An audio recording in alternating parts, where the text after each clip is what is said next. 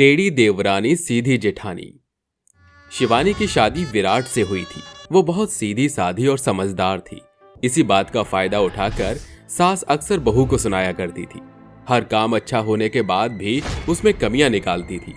जैसे कि आप खुद देख लीजिए।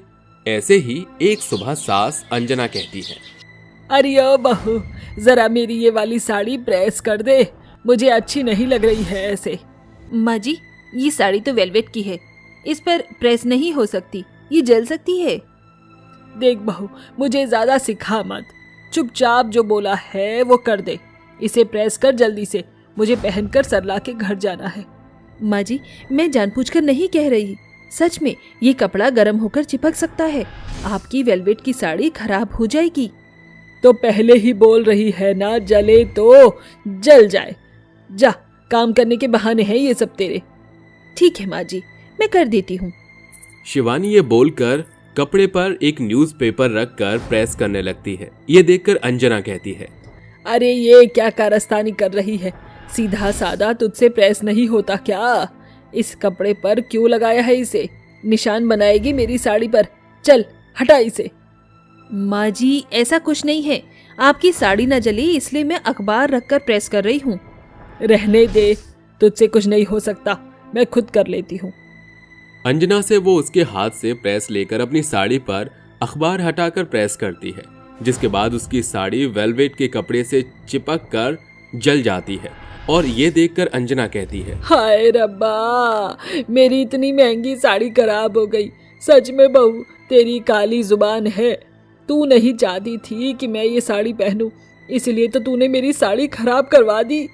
मेरी कोई काली जुबान नहीं है, कपड़ों का सलीका है मुझे, इसीलिए मैंने आपको पहले ही बताया था, पर आप मानी ही नहीं। अखबार लगाकर करती तो ऐसा नहीं होता। मेरे सामने चपड़ चपड़ मुंह मत चलाओ, काली जुबान कहीं की, करम जली नास पीटी, चली जा मेरे सामने से। आखिर में शिवानी वहां से जाकर घर के काम करने लगती है। कुछ देर बाद वो उसे चाय पकौड़े बनाने को कहती है, और जैसे ही अंजना चाय पकौड़े खाती है तो मुंह सड़ाकर कहती है, हाय हाय, मुंह का सारा स्वाद खराब कर दिया। इतने मन से पकौड़े बनवाए थे और ये कैसे बनाकर लाई है तू? प्याज के पकौड़े कहाँ हैं? माँ जी, सही से तो बनाए हैं, प्याज के पकौड़े खाकर तो देखिए, उसी प्लेट में है। पुदीने की हरी चटनी भी लाई हूँ उसके साथ, खाइए। अच्छा, नजर नहीं पड़ी मेरी इस पर, अभी खाती हूँ। माँ जी, टीवी देखकर आप सादा पकौड़े खा गई तो पता कैसे चलेगा, क्योंकि आपको लाल मिर्ची मना है, इसीलिए पकौड़ी में नहीं डाली। हाँ ठीक है, जा, मैं खा लूंगी, अब जा यहाँ से। ऐसे ही वक्त गुजरता है। शिवानी बहू बेफिजूल में डांट खाकर भी अपनी सास का काम किया करती थी। शिकायत का एक भी मौका नहीं छोड़ती थी। उसके बावजूद भी अंजना जानबूझकर सुनाया करती थी। एक दिन अंजना किसी काम को लेकर शिवानी से खिसिया जाती है, जिसका जवाब देकर शिवानी कहती है, माँ जी, मैंने आपको मना किया था कि जलेबी बाहर से मत खाइए, मैं बना कर दे देती हूँ, पर आपसे रुका ही नहीं गया। अब देख लीजिए, चल गई ना आपकी खांसी। अरे तो तू मुझे इतना इंतजार करा रही थी और मेरा बहुत मन था जलेबी खाने का, तो चली गई बाहर। ये सब तेरी वजह से हुआ है। ये दिन आ गए हैं मेरे कि तुझसे उल्टे जवाब सुनूं। मैंने सोच लिया है कि मैं ऋषभ की शादी जल्द ही कर दूंगी। वैसे भी पढ़ाई पूरी हो चुकी है, अब उसकी बहू आएगी तो वही मेरा ख्याल रखेगी। हाँ माँ जी, कर दीजिए देवर जी की भी शादी, पर पता नहीं वो मेरी तरह आपसे हर वक्त ताने सुनेगी भी या नहीं। बस दिखती है सीधी सादी, है नहीं? देखो तो कैसे दूसरी बहू के आने की बात सुनकर ही कैची की तरह जुबान चल रही है तेरी। जी माँ जी, ऐसा सिर्फ आपको लगता है। ये कहकर अपने काम करने में वो लग जाती है। शाम को उसका देवर आकर कहता है, भाभी, मुझे आपसे कुछ बात करनी है। हाँ, मुझे भी कुछ बात करनी है तुम्हारी शादी को लेकर। माँ जी शादी के बारे में बात जो करेंगी। क्या भाभी, शादी? अरे मैं भी आपसे शादी की ही बात करना चाहता हूँ। मुझे माँ की पसंद से शादी नहीं करनी। मैं सौम्या एक दूसरे से बहुत प्यार करते हैं। आप मेरा सपोर्ट करोगी ना भाभी? आप अपनी भाभी से कुछ बोलो और मैं ना कर दूं? ऐसा कैसे हो सकता है? मैं आपका सपोर्ट जरूर करूंगी। अच्छा, तुम्हारी सौम्या है कैसी? अरे भाभी, बहुत सुंदर, सुशील और प्यारी सी है। चलो बढ़िया है फिर तो। ऋषभ अगले दिन अपनी माँ को सौम्या के बारे में बता देता है, जिसके बाद से अंजना साफ इनकार करती है और जैसे तैसे शिवानी संभाल लेती है और कुछ ही हफ्तों में सौम्या ऋषभ से शादी करके घर आ जाती है, जहाँ मुंह बनाकर अंजना अपनी बहू का गृह प्रवेश करती है। तेरे खातिर मैंने ये शादी मानी है, ना कि इस बड़ी बहू की वजह से। पर जो भी हो, बहू बहुत सुंदर और सुशील है। माँ जी, अब से आपको फिक्र करने की कोई जरूरत नहीं है, मैं आपका बहुत ख्याल रखूंगी। अरे वाह, ये कहकर तूने मुझे खुश कर दिया। बड़ी बहू से तो कुछ कहना ही बेकार है। अगले दिन सौम्या पहली रसोई में गाजर का हलवा बनाकर सास को खिलाती है, जिसके बाद सब उसकी तारीफ करते हैं और अंजना उसे जलील करती है, पर वो इस बात का बुरा नहीं मानती। अगले दिन शिवानी बहू आटा गूंद रही थी, तभी सास कमरे से कहती है, अरे ओ बड़की बहू, जरा मुझे झंडू बाम लगाकर दे दे, कमर दर्द हो रही है। सौम्या, माँ जी को बाम चाहिए, जरा तुम देकर आ जाओ, मैंने आटा सना रखा है। दीदी आप चिंता मत कीजिए, मैं देकर आ जाती हूँ माँ जी को बाम, लेकिन आग लगाकर, जहाँ आप दोनों की इतनी नहीं बनती वहाँ थोड़ा और सही। तभी सौम्या अंजना को बाम देती है तो अंजना बोलती है, पता था मुझे तू ही देने आएगी, वो तो है ही कामचोर, उसका मुंह बनता है मेरे पास आने से। देखा बहू तूने? कोई बात नहीं माँ जी, मैं हूँ ना आपकी प्यारी बहू, आपका सारा काम करूँगी। अच्छा बहू, तो पैर भी दबा दियो। बस इसी की तो कमी थी, बुढ़िया की आंखों में अच्छा दिखने के लिए पता नहीं मुझे और क्या क्या करना पड़ेगा। तभी ना चाहते हुए भी उसे सास के पैर दबाने पड़ते हैं। वक्त गुजरता है, धीरे धीरे सौम्या अपने रंग दिखाती है और शिवानी के पीछे उससे अपना काम करवाती थी। साथ ही सौम्या शिवानी के खिलाफ अंजना के मन में और जहर घोल देती है और खुद अच्छी बन जाती है। इस बात का फायदा उठाकर एक बार वो अंजना से घर के प्रॉपर्टी के पेज पर अंगूठे का छाप ले लेती है और खुशी से अपने कमरे में अपनी माँ कमला को फोन पर बताते हुए कहती है, माँ, मैंने बुढ़िया को चकमा दे दिया, अब इस घर से मैं उन सास बहू को निकाल दूंगी।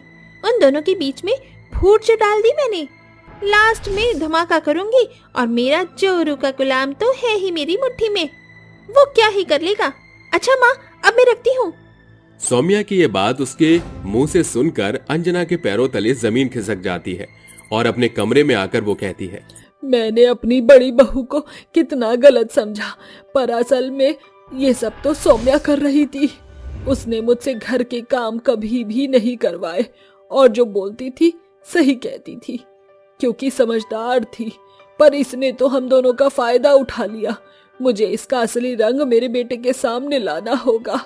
मैं ये घर इसे नहीं हथियाने दूंगी।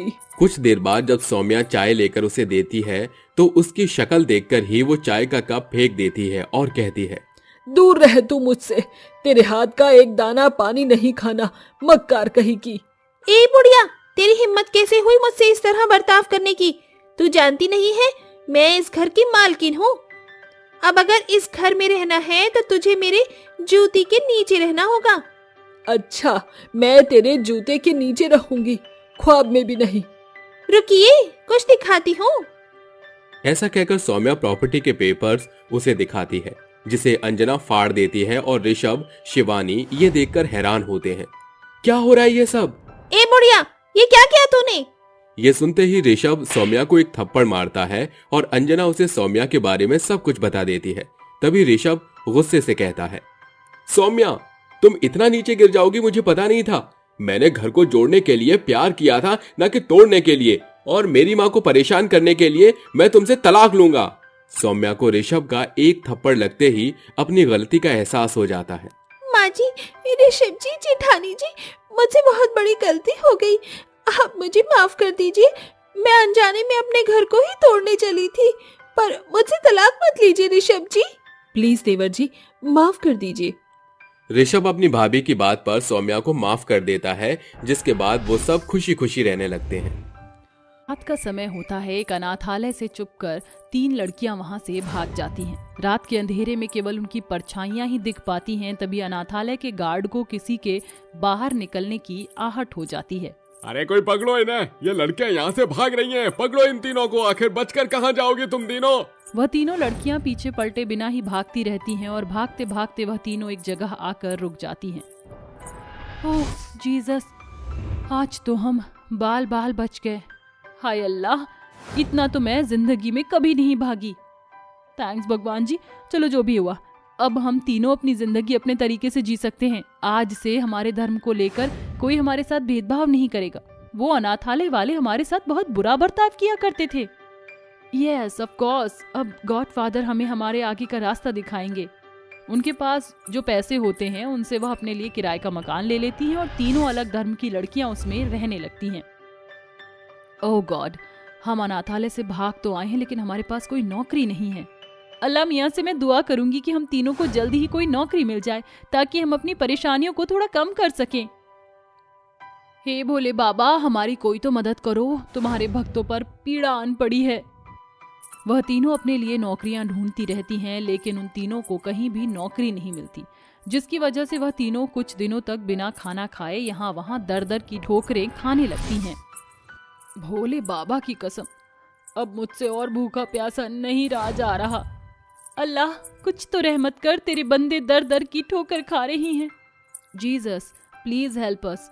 मुझे अपने गॉडफादर पर यकीन है, वो हमारी मदद जरूर करेंगे। कुछ ही दूरी पर चलने के बाद गायत्री को भोले बाबा का मंदिर दिखता है।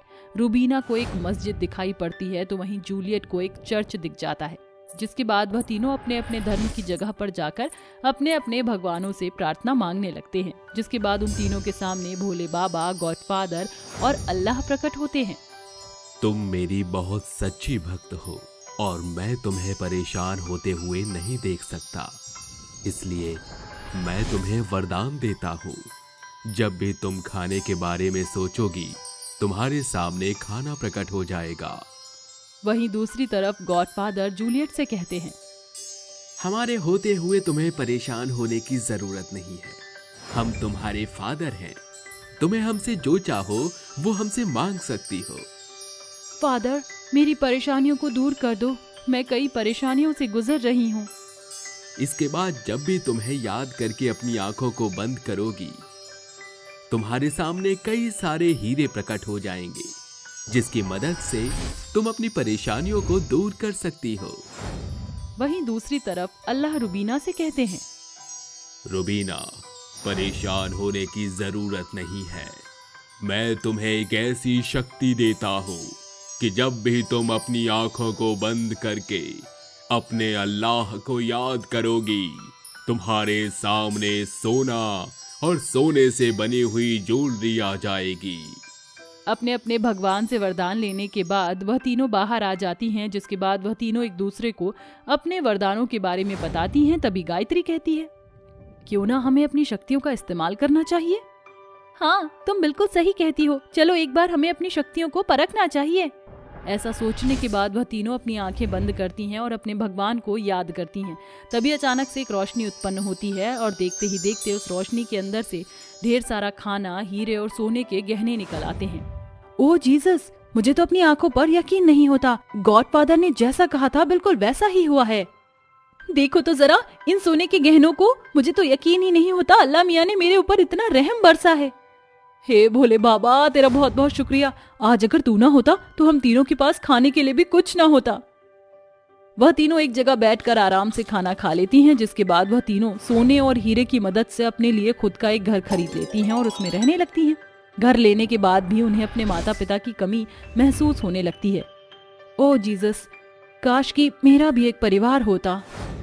अरे जूलियट, तुमने तो मेरे मुंह की बात सुन ली। मैं भी हर रोज भोले बाबा से यही मांगती हूँ कि वो मुझे भी एक परिवार दे दें। अल्लाह मियाँ हम पर इतना रहम बरसा कि अब हमें उनसे कुछ भी मांगने की जरूरत नहीं है। हम अपना परिवार खुद बना सकते हैं, क्यों ना हम तीनों शादी कर लें। रूबीना की बातों पर गायत्री और जूलियट ध्यान देती हैं। कुछ दिन बाद उन तीनों को अपनी अपनी पसंद का लड़का पसंद आ जाता है, लेकिन वह तीनों लड़के बहुत ही गरीब परिवार से होते हैं। रूबीना, गायत्री और जूलियट बिना अपने आगे के बारे में सोचे उन तीनों से शादी कर लेती हैं। शादी के मंडप में बैठे हुए वह तीनों अपने अपने भगवानों को याद करने लगती हैं। तभी गायत्री के सामने ढेर सारा खाना प्रकट हो जाता है, जूलियट के सामने हीरे प्रकट होते हैं, वहीं रूबीना के सामने ढेर सारे सोने के गहने, जिन्हें देखकर उनके होने वाले पति हैरान रह जाते हैं। गायत्री, ये सब क्या है और ये कैसे हुआ? जूलियट, ये सब क्या है? तुमने कभी इसके बारे में बताया नहीं। अरे रबीना, क्या तुम मुझे बताओगी कि ये सब कैसे हुआ? वह तीनों अपने अपने पतियों को अपनी अपनी हकीकत के बारे में बताती हैं, जिसे सुनने के बाद कैलाश, एडम और अकबर को यकीन तो नहीं होता, लेकिन फिर भी वह अपनी पत्नियों का यकीन कर लेते हैं। शादी के बाद अब वह तीनों अपनी जादुई पत्नियों के चलते अपना अपना काम शुरू कर देते हैं। जैसे गायत्री और कैलाश दोनों मिलकर एक दुकान खोल लेते हैं, अकबर और रुबीना मिलकर सुनार की दुकान खोल लेते हैं, तो वहीं एडम और जूलियट मिलकर हीरे की दुकान खोल लेते हैं। कल तक मेरे पास कुछ नहीं था, लेकिन गॉडफादर की मदद से मेरे पास एक प्यारा सा हस्बैंड और अपना खुद का काम है। मैं उनकी शुक्रगुजार हूँ। अल्लाह ने जीने का एक नया रास्ता दिया और एक मंजिल भी, लेकिन आज जाकर मुझे मेरी मंजिल मिली है। मैं तुम्हारे साथ अपना एक परिवार शुरू करना चाहती हूँ। भोले बाबा, हमारे ऊपर इसी तरह अपनी छत्र छाया बनाए रखना, तो हम अपने परिवार की शुरुआत अच्छे से करेंगे। क्या तुम जीवन भर मेरे पति परमेश्वर बने रहोगे? मैंने तुम्हारे साथ 7 फेरे लिए हैं। तुम मेरी अर्धांगिनी हो, मैं हमेशा तुम्हारे साथ रहूंगा। अनाथालय से भागने के बाद उन तीनों अलग धर्म की लड़कियों को अपनी एक खुद की मंजिल मिल जाती है, जिसमें वह खुशी खुशी रहने लगती हैं, अपने परिवार की शुरुआत करती हैं। एक दिन वह तीनों एक साथ मिलती हैं। मेरे दिमाग में ख्याल आया है, भोले बाबा ने हमारी इतनी मदद की है, तो क्यों ना अब हम भी कुछ अच्छा काम करें। तुम सही कहती हो, अल्लाह मियाँ की दुआ से मेरे पास सब कुछ है, लेकिन मैं उन लोगों की मदद करना चाहती हूँ जो बेसहारा हैं, जिनके पास पैसे नहीं हैं और जो हम लोगों की तरह अनाथालय में दूसरों के टॉर्चर को सहन करते हैं। फादर कहते हैं कि हमें दूसरों की मदद करनी चाहिए। क्यों ना हम एक संस्था खोलें जिसमें हम हर धर्म के लोगों को वहाँ रहने देंगे, जहाँ पर किसी भी धर्म को लेकर लोग उंगली नहीं उठाएंगे और ना उन्हें टॉर्चर करेंगे। ये तो बहुत अच्छा सुझाव है, हमें ऐसा ही करना चाहिए। रुबीना, गायत्री और जूलियट अपने भगवानों को याद करने के बाद अपनी आंखें बंद कर लेती हैं, जिसके बाद वहां एक रोशनी प्रकट होती है और उसके अंदर से कई सारे भोजन, हीरे और सोने के गहने प्रकट होते हैं। जिसके बाद वह तीनों उनकी मदद से एक बहुत बड़ी संस्था खोलती हैं और उसमें हिंदू, मुस्लिम और क्रिश्चियन हर धर्म के लोगों को रहने की जगह देते हैं। उनके ऐसा करने से कई बेसहारा लोगों को उनकी जिंदगी और उनके जीने का मकसद मिल जाता है। चारों तरफ शहनाई और ढोल बाजा बज रहे थे। सभी लोग बहुत खुश थे। इतनी खुशी के माहौल में अर्जुन और काव्या की शादी हो रही थी। अर्जुन काव्या से शादी करके उसे डोली में बिठाकर अपने साथ अपने घर ले आता है, जिसके बाद उसकी मां अनुराधा काव्या का गृह प्रवेश करती है। अरे वाह, कितनी सुंदर लग रही है तुम दोनों की जोड़ी। रंग रूप और एक ही काठी के हो। भगवान तुम्हारी जोड़ी को हमेशा इसी प्रकार सलामत रखे। अनुराधा खुशी खुशी अपने बेटे और अपनी बहू को घर के अंदर ले आती है, जिसके बाद काव्या की शादी की बाकी रस्में भी शुरू हो जाती है, जैसे कि दूध में अंगूठी ढूंढने की रस्म और पहली रसोई की रस्म। सभी रस्म खत्म होने के बाद काव्या सबका दिल जीतने की कोशिश करती है और सबको अपने हाथों से बनाया हुआ खाना खिलाती है। अरे वाह बहू, तेरे हाथों में तो जादू है। तू तो बहुत अच्छा खाना बनाती है। हाँ हाँ, सही कहा आपने। काव्या के हाथों में तो जादू है। इसके हाथों का बना हुआ खाना तो सच में बहुत स्वादिष्ट बनता है। अरे काव्या भाभी, आप खड़ी क्यों हो? आप भी बैठकर हमारे साथ खाना खाओ। घर के सभी सदस्य काव्या को अपने साथ बिठाकर खाना खिलाते। सब लोग बहुत खुश होते हैं, लेकिन वहीं दूसरी तरफ काव्या की जेठानी आनंदा ये सब देखकर अपने मन ही मन कहती है, जब मैं इस घर में आई थी तो सभी लोगों को मुझसे इतनी दिक्कत थी कि मेरे ऊपर इतनी सारी पाबंदियां लगा रखी थी, लेकिन जब से ये काली कलूटी इस घर में आई है, सब लोग इसकी तारीफ के गुणगान गा रहे हैं। अब मुझे ही कुछ ना कुछ करना होगा। मैं इसकी हंसती खेलती जिंदगी खराब कर दूंगी। आनंदा बिना कुछ खाए वहां से उठकर अपने कमरे में चली जाती है। ये सब देखकर घर के सभी सदस्य थोड़े हैरान रह जाते हैं। अरे माँ, ये बड़ी भाभी को क्या हो गया? अचानक से उठकर चली गई। ओहो, तुम उसकी चिंता मत करो, कभी कभी उसको ऐसा ही होता है। तुम सभी अपना खाना खाओ। कैलाश की बात मानकर सभी लोग खाना खाने लगते हैं, जिसके थोड़ी ही देर बाद काव्या एक थाली में खाना लेकर आनंदा के कमरे में चली जाती है और उसे खाना देती है। ये लीजिए जेठानी जी, आपने तो कुछ खाया ही नहीं, इसलिए मैं आपका खाना आपके कमरे में ही ले आई। आनंदा गुस्से से काव्या का हाथ पकड़ लेती है। अपना ये अच्छे होने का ढोंग मेरे सामने मत दिखाओ। मैं जानती हूँ कि तुम्हारी इस काली सी शक्ल के पीछे कितनी बड़ी चुड़ैल छुपी है। जेठानी जी, मेरा हाथ छोड़ दो।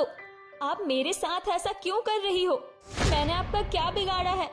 दोबारा मेरे कमरे में आई तो मुझसे बुरा कोई नहीं होगा। जा, अपनी ये गंदी शक्ल लेकर यहाँ से दफा हो जा। आनंदा का ऐसा बर्ताव देखकर काव्या रोते हुए वहां से चली जाती है, जिसके बाद वो इस बारे में किसी को नहीं बताती। अगले दिन जब सवेरा होता है तो काव्या घर के सभी काम निपटा लेती है, जिसके बाद वो रसोई में सबके लिए नाश्ता बनाने लगती है। तभी वहां आनंदा आ जाती है। देखो, मुझे गलत मत समझना।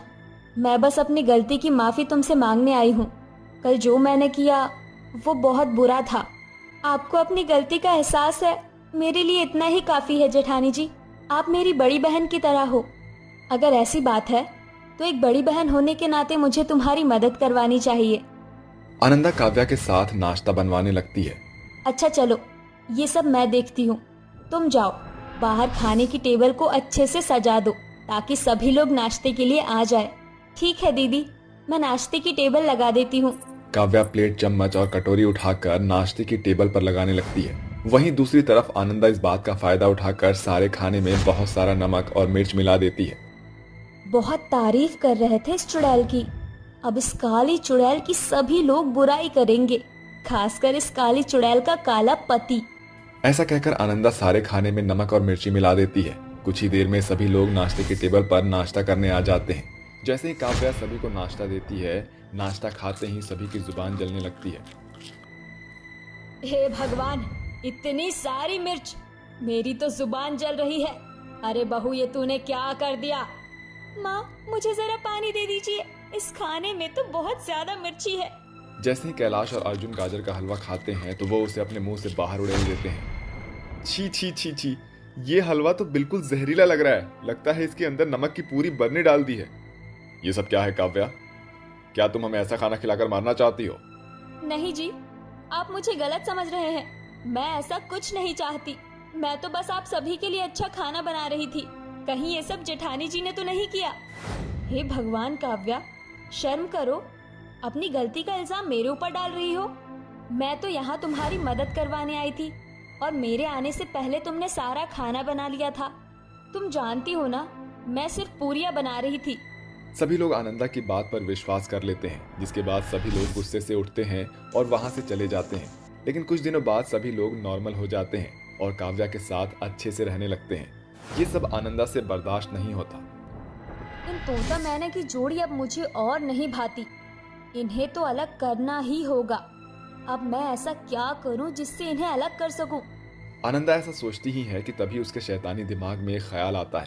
आधी रात का समय होता है, जिसके चलते आनंदा अपनी नाइटी में छुपकर अर्जुन के कमरे में आती है और किसी तरह से उसे नींद से जगा लेती है और वो अपनी खूबसूरती के आगोश में अर्जुन को छत पर ले आती है।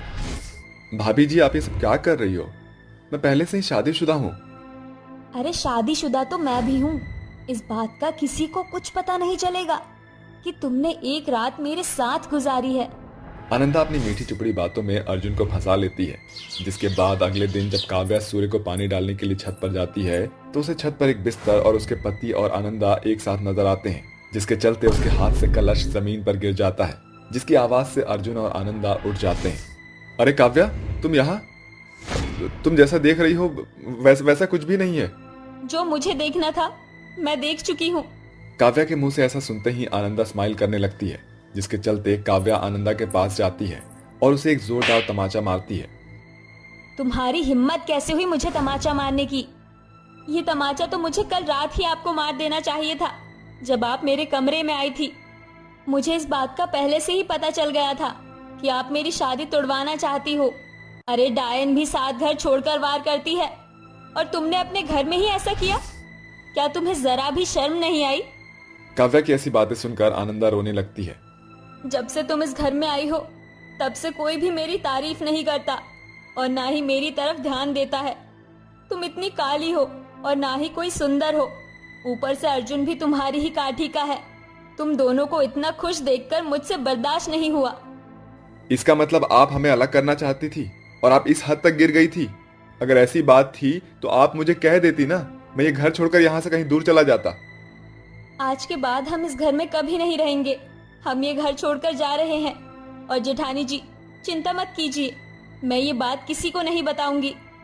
ये सब सुनने के बाद आनंदा को अपनी गलती पर पछतावा होता है और वो अर्जुन और काव्या के पैरों पर गिर जाती है और वो उनसे माफी मांगती है। तुमने सही कहा, मैंने बहुत गिरी हुई हरकत की है। मुझे ऐसा नहीं करना चाहिए था। हो सके तो मुझे माफ कर देना। मुझे अपनी गलती का पछतावा है।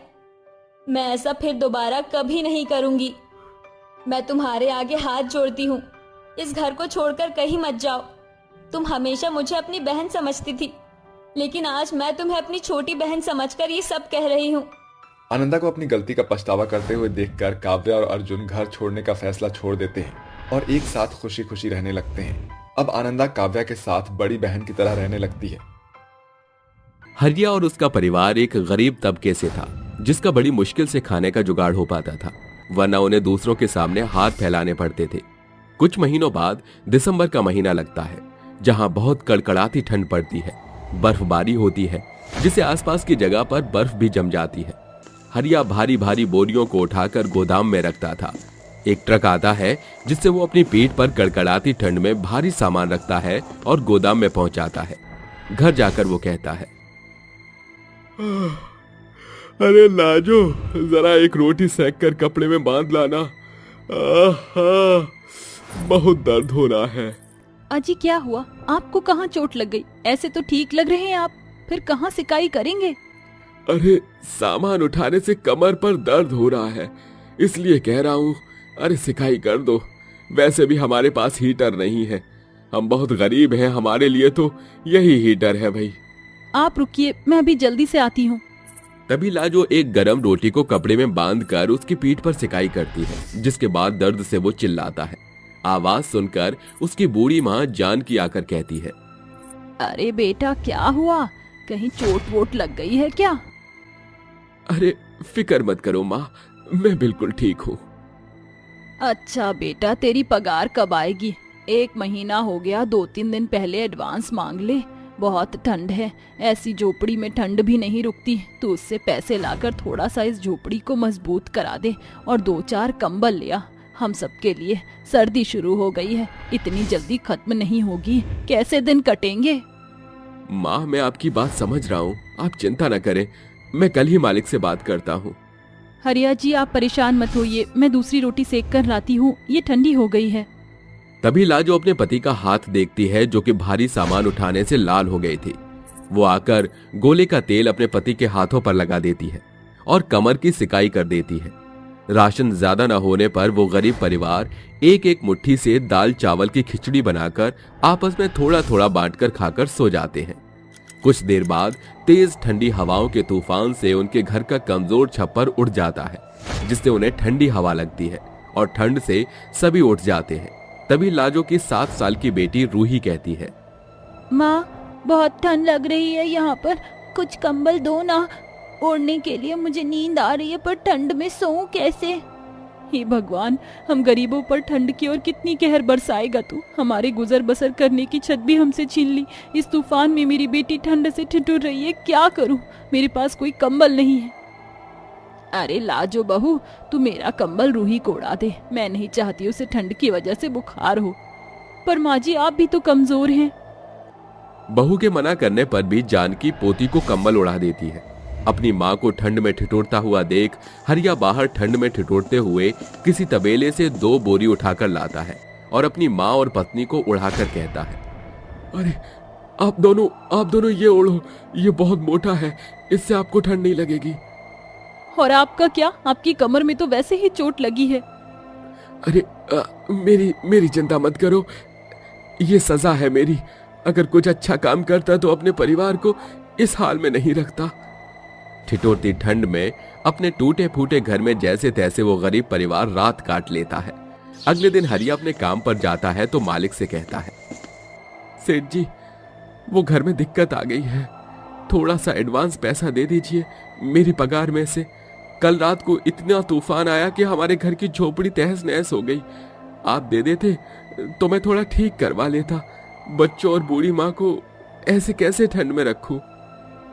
मुझे अपने दर्द भरी कहानी बताकर मुझसे पैसा लेगा तो तेरी सोच गलत है, और अभी भी पगार का समय नहीं हुआ है जो तुझे पैसे मैं दूं। हाँ, पैसे क्यों दूं तुझे अभी? साहब थोड़ा हम गरीब पर रहम कीजिए, दे दीजिए पैसे, मेरा परिवार तकलीफ में है। देख हरिया, ज्यादा जबान मत चला मुझसे। अगर अभी पैसे लेगा तो आधी ही पगार दूंगा। पूरी पगार चाहता है तो हफ्ते भर का इंतजार कर। ठीक है मालिक, मैं थोड़ा इंतजार कर लूंगा। पता नहीं कहाँ रखूंगा अपने घर वालों को इस ठंड में। हरिया रो धोकर काम करके अपना घर चला जाता है, जहां उसका परिवार पैसों की आस लगाए बैठा था, पर उसे कुछ नहीं मिलता। हफ्ता भर बीत जाता है। सबको तनख्वाह देने के बाद उसका मालिक उसे आधी पगार देकर हमेशा के लिए काम से निकाल देता है। मालिक बेईमानी करके अपने पास 4 पैसे रोक लेता है, जिस वजह से हरिया का परिवार अब मुश्किल में जी रहा था। न बच्चों पर ठंड के कपड़े थे, न खाने पीने को कोई सहारा।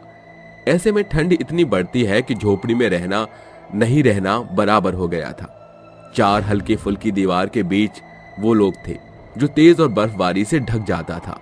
इस वजह से उन्हें अपना उस झोपड़ी को छोड़कर सड़क पर आना पड़ता है।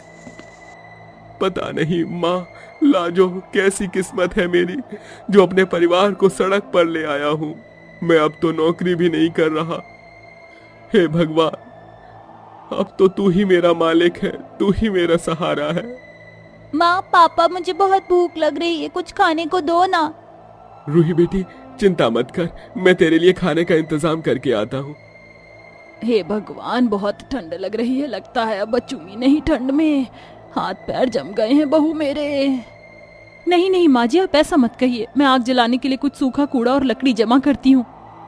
तभी पति पत्नी अपनी जिम्मेदारी के लिए इधर उधर जाते हैं, जहाँ सूखे पत्ते कागज इकट्ठा करके लाजो अपनी सास के पास आग जला देती है, जिससे जानकी को थोड़ी राहत मिलती है। वहीं हरिया कहीं काम न मिलने पर लोगों से भीख मांगता है। आती जाती गाड़ियों पर कपड़ा मारता है, जिससे उसे 1-2 रुपए भीख में मिलते थे। फिर मोहन के पास जाकर वो कहता है, साहब मुझे कोई काम दे दीजिए, मैं कुछ भी करूंगा, बस मुझे बदले में पैसे या खाना दे दीजिए। मेरा परिवार सड़क पर भूखा बैठा है, मेरा घर भी छिन गया इस ठंड में। अच्छा, फिर हमारे घर के आगे से ये बर्फ हटा दे, बदले में मैं तुझे रात का बचा हुआ खाना दूंगा। ठीक है साहब, मैं करूंगा, बस आप मुझे खाना दे दीजिएगा। कोई औजार दे दीजिए बर्फ हटाने के लिए। मेरे पास कोई औजार नहीं है, अपने हाथों से हटा वरना जा यहाँ से। नहीं नहीं साहब, ऐसा मत कीजिए, मैं हटाता हूँ। तभी हरिया ठंडी बर्फ को अपने हाथ से हटाने की कोशिश करता है, जो कि जमी हुई थी।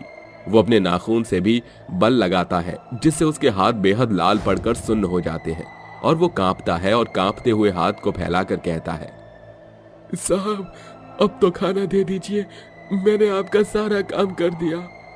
आहा, ये लो, ऐसा करो, ये गरम गरम चाय ले जाओ, तुम्हारे हाथ बहुत लाल हो गए हैं, अपने परिवार के साथ पी लेना। जी शुक्रिया साहब। वो चाय और खाना लेकर अपने परिवार के साथ फुटपाथ पर खाना खाता है। हल्का हल्का कोहरा हर जगह था। तभी एक ट्रक तेजी से मोटरसाइकिल वाले आदमी को टक्कर मार देता है, जिससे उसके बहुत खून बह जाता है। मोहन अपनी शराफत दिखाते हुए उस इंसान को हॉस्पिटल ले जाता है, जहां डॉक्टर उसे एग्जामिन करने के बाद उसके परिवार से कहते हैं, जहां हरिया का परिवार भी मौजूद था, देखिए मिस्टर राहुल का एक्सीडेंट की वजह से बहुत ब्लड लॉस हो गया है। अगर किसी का ए नेगेटिव हो तो जल्दी बताइए, वरना इनकी जान को खतरा है। नहीं नहीं डॉक्टर, मेरे पति को कुछ नहीं हो सकता, प्लीज उन्हें बचा लीजिए। ए नेगेटिव मेरा नहीं है, आप ब्लड बैंक में पता कीजिए, आपको जितने पैसे चाहिए मैं उतने पैसे दूंगी, मेरे पति को बचा लीजिए। मेरा ए नेगेटिव है मैडम।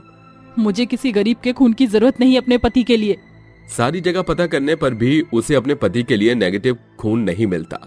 फिर शेफाली अपने पति की जान बचाने के लिए हरिया के आगे गिड़गिड़ाती है। तभी हरिया अपना खून उसके पति को देता है, जिसके बाद उसकी जान बच जाती है और शेफाली कहती है, भाई साहब मुझे माफ कर दीजिए, कुछ देर पहले मैंने आपसे बहुत बदतमीजी से बोला था। आप भगवान बनकर मेरे पति के लिए आए हैं, आपने 2 बार उनकी जान बचाई। आपके लिए मुझसे जो बन पड़ेगा मैं सब कुछ करूंगी, किसी चीज की कमी नहीं होने दूंगी, और प्लीज मना मत कीजिएगा। अरे ये तो इंसानियत के नाते मेरा फर्ज था। अगर आप मदद कर सकती हैं तो कुछ समय के लिए हमें छत और गरीबी की पेट की भूख मिटाने के लिए खाना दे दीजिएगा। मेरा परिवार हफ्ते भर से परेशानी से जूझ रहा है। हरिया के शब्द सुनकर शेफाली की आंखों में आंसू आ जाते हैं और अपने पति की जान बचाने के एहसान में वो हरिया के परिवार की मदद करके उन्हें एक पक्का मकान, खाने की सुविधा, ठंड के कपड़े और हरिया को नौकरी देती है, जिसके बाद हरिया का परिवार खुशी खुशी रहने लगता है। अरे रीना, कहाँ है तू? अभी तक चाय नहीं मिली। अरे जल्दी से चाय बना ले, चाय बिना मुझे बिस्तर से निकलने का मन ही नहीं होता। रीना, रीना, कहाँ हो तुम? अरे मेरी घड़ी नहीं मिल रही है, मेरी शर्ट पर प्रेस नहीं है, सुबह से कर क्या रही हो तुम? अरे बहू, मैं टहलने जा रहा हूँ, जरा मेरा शॉल देना, मुझे कहीं मेरा शॉल मिल नहीं रहा है। भाभी, ये क्या? मैं कल ही नॉवेल लेकर आई थी, मेरे कमरे में मेरी नॉवेल गायब है। जरा मुझे बता सकती हो कि मेरी नॉवेल कहाँ रखी है? मुझे कॉलेज के लिए देरी हो रही है। रीना रसोई में खाना बनाते बनाते खाना छोड़ देती है और सबसे पहले अपनी ननद की नॉवेल ढूंढ कर उसे देती है, जिसके बाद वह अपने ससुर को वॉक पर जाने के लिए शॉल ला कर देती है और उसके बाद वह अपने पति की शर्ट पर प्रेस करके और उन्हें उनकी टाई दे देती है। अरे बहू, कहाँ रह गई मेरी चाय? क्या तू आज मुझे चाय नहीं देगी? रीना बहुत ज्यादा परेशान हो जाती है, जिसके बाद वह गुस्से से चाय बनाकर लाती है और अपनी सास को देते हुए कहती है, अरे और कब तक मुझे ये सब झेलना पड़ेगा? मैं ये सब और नहीं झेल सकती। आप लोगों ने तो मेरा जीना ही हराम कर रखा है। घर के छोटे से लेकर बड़े सारे काम मैं ही संभालती हूँ, मेरी कोई मदद भी नहीं करवाता। अरे बहू, ये कैसी बातें कर रही है तू? इस घर की बहू होने के नाते इस घर की सारी जिम्मेदारियां तो तुझे ही समझनी होंगी। बस करो माँ जी, हमेशा आप यही कहती हैं। अरे विवेक जी अब शादी के लायक हो गए हैं, आप उनकी शादी के बारे में क्यों नहीं सोचती हो? मेरी देवरानी आ जाएगी तो कम से कम इस घर की जिम्मेदारियों को संभालने के लिए वो मेरा हाथ तो बटाएगी। अरे बहू, बात तो तू बिल्कुल सही कहती है। वैसे भी विवेक की अब उम्र हो गई है, उसकी शादी तो अब करवानी ही होगी। शाम को घर के सभी लोग विवेक के आने का इंतजार कर रहे होते हैं। जैसे ही शाम को विवेक घर लौटता है, वह सबको एक साथ बैठा हुआ देख हैरान रह जाता है। अरे वाह, क्या बात है, आज तो तुम सभी के साथ बैठे हो, कोई खास वजह है? हाँ देवर जी, खास वजह तो बिल्कुल है। दरअसल अब आपके लिए हम दुल्हन लाने की तैयारी में हैं। लेकिन दुल्हन तो मैंने ढूंढ ली है, बस आपको शादी करवानी है। विवेक की बात सुनते ही सब लोग बहुत खुश हो जाते हैं और विवेक से उसकी पसंद की लड़की के बारे में पूछने लगते हैं। कुछ ही समय में शर्मिला विवेक की पसंद की लड़की से उसकी शादी करवा देती है, जिसके बाद वंदना विवेक से शादी करके उसके साथ घर में आ जाती है। शादी के पहले दिन शर्मिला वंदना से कहती है, अरे बहू, आज तेरी पहली रसोई है, जो तेरा मन करे तू वो बना ले, लेकिन कुछ भी बनाने से पहले कुछ मीठा बना देना। जी माँ जी, मैं सबसे पहले आप सभी के लिए गाजर का हलवा बनाऊंगी। वंदना रसोई में पहुंच जाती है और अपनी पहली रसोई पर वह सबके लिए अलग अलग प्रकार के पकवान बनाती है। वहीं दूसरी तरफ वह बहुत स्वादिष्ट गाजर का हलवा बनाती है, जिसकी खुशबू पूरे घर में फैल जाती है। जैसे ही सभी लोग गाजर का हलवा खाते हैं, वो सब वंदना से कहते हैं, अरे वाह बहू, तेरे हाथों में तो कमाल है, इतना स्वादिष्ट हलवा तो हमने पहले कभी नहीं खाया। सही कहा, बहू के हाथ में जादू तो है, आखिर इतना स्वादिष्ट खाना जो बनाया है। वाह भाभी वाह, आपने तो बिल्कुल दिल खुश कर दिया। रीना सभी के मुंह से अपनी सारी तारीफें सुनकर अंदर ही अंदर जलने लगती है। वाह जी वाह, शादी के पहले दिन से ही इसने तो सबको अपनी तरफ खींच लिया है, लेकिन मेरे होते हुए ऐसा नहीं हो सकता। मैं इस घर की बड़ी बहू हूँ और सबसे ज्यादा फेवरेट परफेक्ट बहू मैं ही हूँ। ऐसे ही धीरे धीरे कुछ दिन बीत जाते हैं और घर के सभी लोगों को वंदना बहुत पसंद आती है। एक दिन वंदना अपने आंगन में कपड़े धो रही होती है, तभी वहाँ रीना छुपकर पहुँच जाती है। बेचारी देवरानी कितनी मेहनत कर रही है, लेकिन इतनी मेहनत करने का कोई फायदा नहीं है। ऐसा कहकर रीना चुपके से कपड़ों की रस्सियां काट देती है, जिसके बाद वहाँ से भाग जाती है। सभी कपड़े देखते ही देखते कीचड़ में गिर जाते हैं, जिसके चलते बेचारी वंदना की सारी मेहनत बर्बाद हो जाती है। हे भगवान, ये क्या, कितनी मेहनत से मैंने कपड़े धोए थे, लेकिन ये तो अचानक से कीचड़ में गिर गए। कोई नहीं, अब मुझे दोबारा से कपड़े धोने होंगे। बेचारी वंदना रस्सी बांधकर दोबारा से कपड़े धोती है और सुखा देती है। ऐसे ही शाम ढले दोनों देवरानी जेठानी रसोई में खाना बनाने लगती हैं। दीदी, आज इतने सारे कपड़े धोकर तो मेरी कमर टूट गई है। आपको पता है, अचानक से रस्सियां टूट गई, जिसके चलते मेरी सारी मेहनत खराब हो गई। ओहो, ये तो बहुत ज्यादा बुरा हुआ। एक काम करो, खाना बनवाने के बाद तुम जाकर आराम कर लेना, मैं सबको खाना परोस दूंगी। ऐसा कहकर रीना सिलबट्टे पर मसाला पीसने लगती है। वहीं दूसरी तरफ वंदना सारा खाना बनाकर अपने कमरे में आराम करने के लिए चली जाती है। उसके जाते ही रीना खूब सारा नमक और मिर्च खाने में मिक्स कर देती है और घर के सभी सदस्यों को परोस देती है। कोई मुझे पानी दे दो, कोई मुझे पानी दो, बहुत तेज मिर्ची लगी है, कोई मुझे पानी दो। हे भगवान, ये क्या, इतना तीखा खाना। ओहो। हाय मेरी जुबान ही जल उठी। पिताजी, आप खाना मत खाना, खाने में बहुत ज्यादा तीखा है। आखिर इतना तीखा खाना किसने बनाया है? ओहो। ये तो तुम अपनी पत्नी से पूछो देवर जी, आखिर क्यों तुम्हारी पत्नी ने इतना तीखा खाना बनाया? क्या वह हम सभी को मारना चाहती है? ये सब सुनकर विवेक को बहुत गुस्सा आता है, जिसके बाद विवेक गुस्से से वंदना के पास जाता है और उसे डांटना शुरू कर देता है। ये कैसी बदतमीजी है वंदना? मैं तुम्हें इस घर में इसलिए नहीं लेकर आया कि तुम मेरे परिवार को इतना तीखा खाना खिलाकर मार दो। अगर आइंदा दोबारा ऐसी गलती की तो मुझसे बुरा कोई नहीं होगा। ऐसा कहकर विवेक वहाँ से चला जाता है। आखिर ये सब क्या हो रहा है? जब से मैं इस घर में आई हूँ, मेरी पहली रसोई के बाद जितने भी मैंने घर में काम किए वो सभी उल्टे ही हो गए हैं। मैं हर काम को सीधे तरीके से करने की कोशिश करती हूँ, लेकिन काम खराब हो जाता है। मुझे इस बात का पता लगाना ही होगा। ऐसे ही कुछ दिन बीत जाते हैं और एक दिन अचानक से रीना छुपकर अपनी सास के कमरे में जाती है। अरे वाह, इतने सारे गहनों की चोरी का इल्जाम जब वंदना के सर पर आएगा तो पूरे घर में भूचाल मच जाएगा। ऐसा सोचकर रीना सारे गहने चोरी कर लेती है और उन्हें अपनी देवरानी के कमरे में ले जाकर उसकी अलमारी में रख देती है और वहां से वापस अपने कमरे में पहुंच जाती है। यही सही मौका है, अब तैयार होकर अपनी सास के पास जाती हूँ। रीना तैयार होकर अपनी सास के पास जाती है और कहती है, माँ जी, मैं अपनी सहेली की शादी में जा रही हूँ, मुझे मेरे कुछ गहने पहनने के लिए दे दीजिए। अरे वाह बहू, ये तो बहुत अच्छी बात है, मैं तुझे अभी गहने लाकर देती हूँ। ऐसा कहकर शर्मिला अपने कमरे में जाती है और अपनी अलमारी खोलकर गहने निकालने लगती है, लेकिन अपनी खाली अलमारी देखकर शर्मिला जोर जोर से चीखने लगती है। ये सब क्या है? मेरी अलमारी के सारे गहने कहाँ चोरी हो गए? अरे कैलाश, विक्रम, कहाँ हो तुम दोनों? हाजी सुनते हो, जरा यहाँ आओ। शर्मिला के चिल्लाने पर सभी लोग इकट्ठे होकर शर्मिला के पास पहुंच जाते हैं, जिसके बाद शर्मिला सभी को चोरी होने के बारे में बताती है।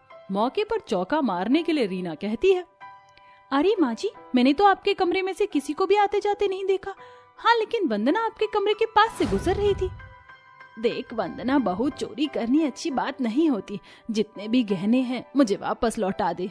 माँ जी, आपने बिल्कुल सही कहा, सारे गहने मेरे पास हैं, आपको चिंता करने की कोई जरूरत नहीं है। लेकिन गहने देखने से पहले मैं आपको कुछ दिखाना चाहती हूँ। वंदना अपनी जेठानी की वीडियो घर के सभी सदस्यों को दिखाती है, जिसके बाद रीना का पर्दा फाश हो जाता है और घर के सभी सदस्य उससे सवाल करने लगते हैं। हाँ, ये सब मेरी ही गलती है, लेकिन मैं क्या करती? आप लोग अचानक से इस 2 दिन की आई हुई लड़की की तारीफों के पुल बांधने लगे। मुझे अंदर ही अंदर बहुत जलन होती थी, इसलिए मैंने ये सब किया, लेकिन मुझे अपनी गलती का पछतावा है। हो सके तो मुझे माफ कर देना वंदना। रीना को अपनी गलती का एहसास होता है, जिसके चलते घर के सभी लोग उसे उसकी गलतियों के लिए माफ कर देते हैं। उस दिन के बाद से रीना अपनी देवरानी वंदना के साथ खुशी खुशी रहने लगती है।